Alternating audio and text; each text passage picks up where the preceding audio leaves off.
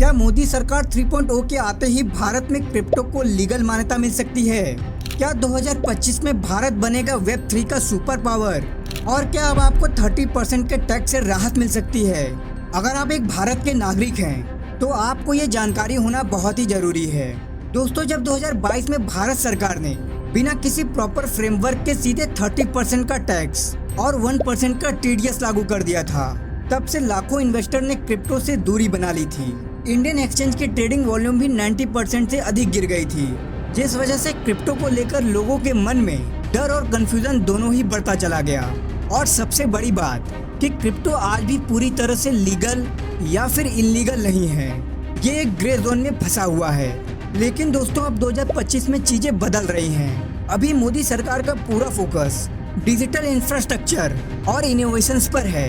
New cabinet में technology को support करने वाले लीडर्स शामिल हैं, जो वेब 3 और ब्लॉकचेन को सपोर्ट कर सकते हैं। फाइनेंस मिनिस्ट्री और CBDC लीगल स्टेटस पर डिस्कशन कर रहे हैं और सोर्सेस के अनुसार गवर्नमेंट क्रिप्टो को रेगुलेट करने की पूरी तरह से तैयारी में लगी हुई है, क्योंकि अब इंडिया को क्रिप्टो और वेब 3 हब बनाना जरूरी है।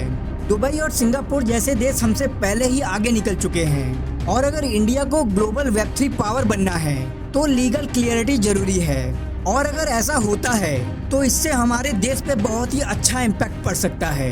क्रिप्टो लीगल होने की वजह से हमारे और आपकी इन्वेस्टमेंट सिक्योर होगी। 30% के टैक्स को कैपिटल गेन जैसे कॉमन टैक्स में बदला जा सकता है। वेब 3 स्टार्टअप्स को भी गवर्नमेंट से सपोर्ट मिलेगा। और सबसे बड़ी बात, भारत के आम लोग भी बिना डरे क्रिप्टो में इन्वेस्ट कर पाएंगे। मतलब इंडिया में क्रिप्टो का एक नया सूर्य उदय हो सकता है। बजट 2026 में ये बहुत ही बड़ा क्रिप्टो रिफॉर्म आ सकता है, लेकिन ये सब कुछ इस बात पर डिपेंड करता है कि हम लोग आवाज उठाएं और गवर्नमेंट को बताएं कि क्रिप्टो इज द फ्यूचर।